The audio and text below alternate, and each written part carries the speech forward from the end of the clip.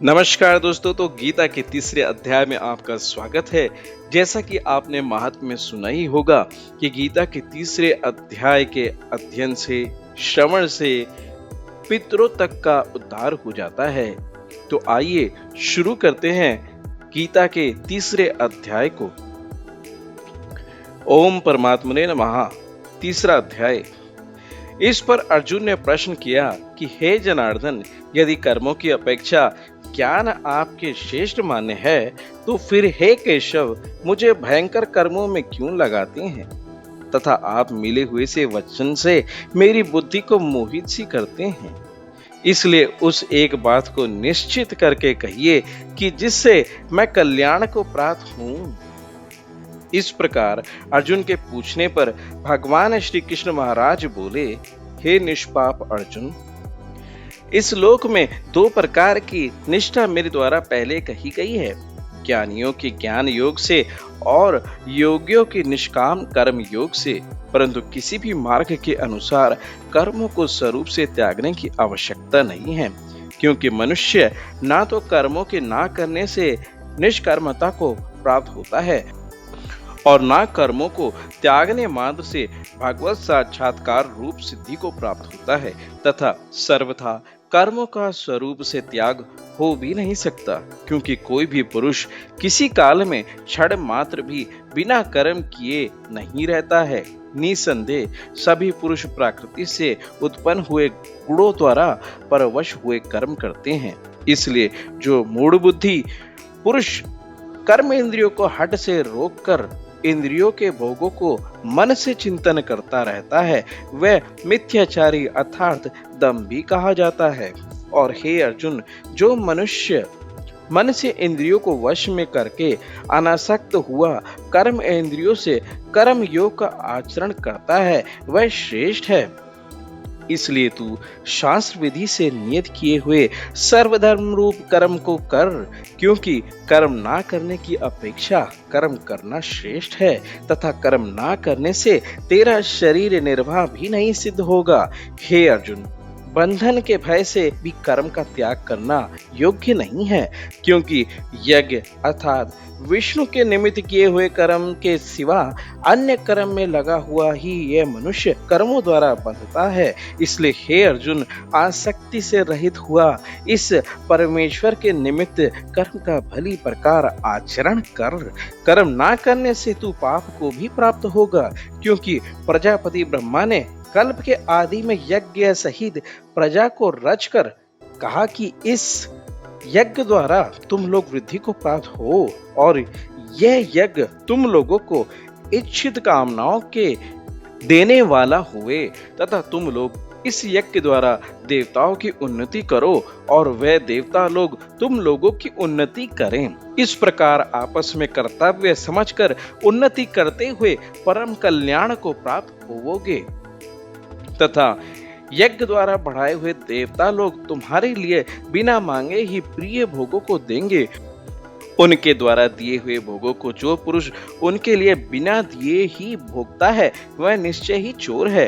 कारण कि यज्ञ से शेष बचे हुए अन्न को खाने वाले श्रेष्ठ पुरुष सब पापों से छूटते हैं, और जो पापी लोग अपने शरीर पोषण के लिए ही पकाते हैं, वह तो पाप को ही खाते हैं। क्योंकि संपूर्ण प्राणी अन्न से उत्पन्न होते हैं, और अन्न की उत्पत्ति वृष्टि से होती है, तथा वृष्टि यज्ञ से होती है, और वह यज्ञ कर्मों से उत्पन्न होने वाला है, तथा उस कर्म को तू वेद से उत्पन्न हुआ जान, और वेद अविनाशी परमात्मा से उत्पन्न हुआ है।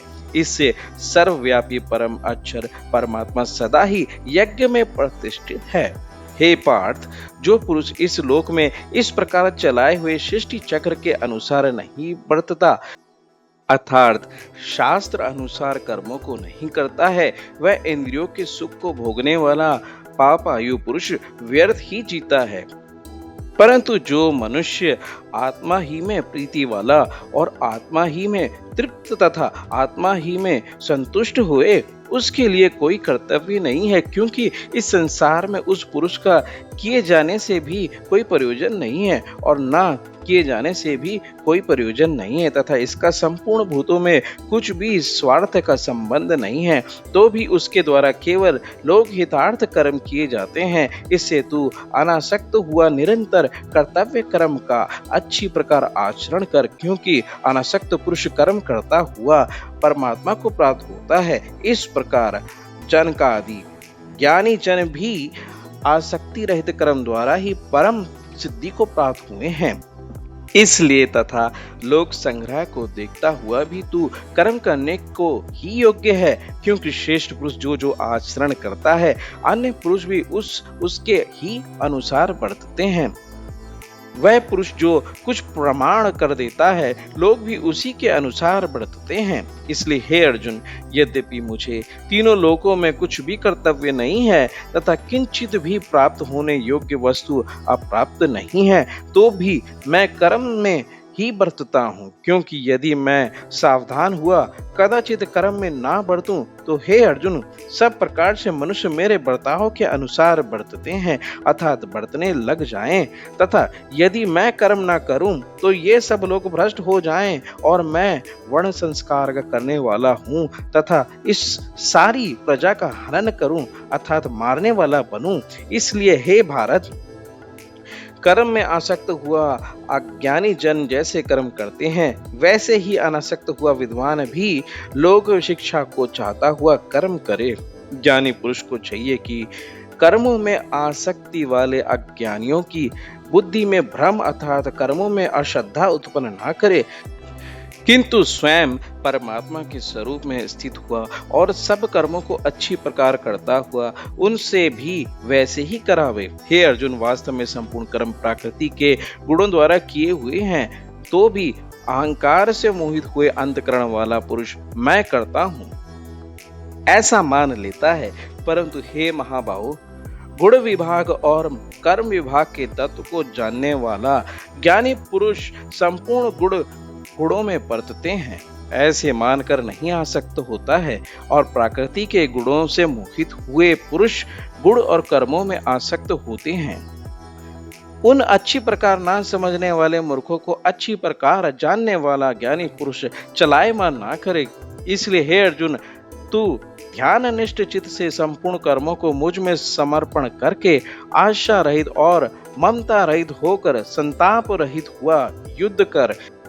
हे अर्जुन, जो कोई भी मनुष्य दोष बुद्धि से रहित और सदा से युक्त हुए सदा ही मेरे इस मत के अनुसार बरतते हैं वह पुरुष संपूर्ण कर्मों से छूट जाते हैं, और जो दोष दृष्टि वाले मूर्ख लोग इस मेरे मत के अनुसार नहीं बरतते हैं उन संपूर्ण ज्ञानों में मोहित चित्त वालों को तू कल्याण से भ्रष्ट हुए ही जान, क्योंकि सभी प्राणी प्रकृति को प्राप्त होते हैं अर्थात अपने स्वभाव से ही परवश हुए कर्म करते हैं। ज्ञानवान भी अपनी प्रकृति के अनुसार चेष्टा करता है, फिर इसमें किसी का हट क्या करेगा। इसलिए मनुष्य को चाहिए कि इंद्रियों के अर्थ में अर्थात सभी इंद्रियों के भोगों में स्थित हो जो राग और द्वेष है उन दोनों के वश में नहीं हुए, क्योंकि इसके वह दोनों ही कल्याण मार्ग में विघ्न करने वाले महान शत्रु हैं। इसलिए उन दोनों को जीतकर सावधान हुआ सब धर्म का आचरण करे, क्योंकि अच्छी प्रकार आचरण किए हुए दूसरे के धर्म से गुण रहित भी अपना धर्म अति उत्तम है। अपने धर्म में मरना भी कल्याणकारक है और दूसरे का धर्म भय को देने वाला है। इस पर अर्जुन ने पूछा कि हे कृष्ण, फिर यह पुरुष बलात् लगाए हुए के सदृश ना चाहता हुआ भी किससे प्रेरा हुआ पाप का आचरण करता है। इस प्रकार अर्जुन के पूछने पर श्री कृष्ण महाराज बोले, हे अर्जुन, रजोगुण से उत्पन्न हुआ ये काम ही क्रोध है, यही महा आशान अर्थात अग्नि के सदृश भोगों से ना तृप्त होने वाला और बड़ा पापी है। इस विषय में इसको ही तू वैरी जान। जैसे धुएं से अग्नि और मल से दर्पण ढका जाता है तथा जैसे जेर से गर्भ ढका हुआ है, वैसे ही उस काम के द्वारा यह ज्ञान ढका हुआ है। और हे अर्जुन, इस अग्नि सदृश ना पूर्ण होने वाले काम रूप अज्ञानियों के नित्य वैरी से ज्ञान ढका हुआ है। इंद्रियां, मन और बुद्धि इस काम के वास स्थान कहे जाते हैं, और यह काम इन मन, बुद्धि और इंद्रियों द्वारा ही ज्ञान को आच्छादित करके इस जीवात्मा को मोहित करता है। इसलिए हे अर्जुन, तू पहले इंद्रियों को वश में करके ज्ञान और विज्ञान के नाश करने वाले इस काम पापी को निश्चय पूर्वक मार। और यदि तू समझे कि इंद्रियों को रोककर काम रूप वैरी को मारने की मेरी शक्ति नहीं है, तो तेरी ये भूल है, क्योंकि इस शरीर से जो इंद्रियों को पर, श्रेष्ठ, बलवान और सूक्ष्म कहते हैं, और इंद्रियों से पर मन है, और मन से भी पर बुद्धि है, और जो बुद्धि से भी अत्यंत पर है वह आत्मा है। इस प्रकार बुद्धि से पर अर्थात सूक्ष्म तथा सब प्रकार बलवान और श्रेष्ठ अपने आत्मा को जानकर और बुद्धि के द्वारा मन को वश में करके, हे महाभाव, अपनी शक्ति को समझकर इस दुर्जय काम रूप शत्रु को मार। यहाँ पे तीसरा अध्याय समाप्त होता है। इति श्रीमद् भगवत गीता रूपी उपनिषद एवं ब्रह्म विद्या तथा योग शास्त्र विशेषज्ञ श्री कृष्ण और अर्जुन के संवाद में कर्म योग नामक तीसरा अध्याय संपूर्ण हुआ। तो दोस्तों, तीसरे अध्याय के महत्व के बारे में जो मैंने पहले वीडियो बनाया है वो आपने देखा ही होगा, और अगर नहीं देखा है तो इस वीडियो के डिस्क्रिप्शन में उसका लिंक दिया गया है, आप उसको जरूर देखें, या वीडियो के एंड में आपकी स्क्रीन पर इस समय वो वीडियो आ गया होगा, आप वहां पे क्लिक करके देख सकते हैं। अगले अध्याय में हम चौथे अध्याय का महत्व पढ़ेंगे। अभी के लिए इतना ही मित्रों। हर हर महादेव। ओम नमः शिवाय।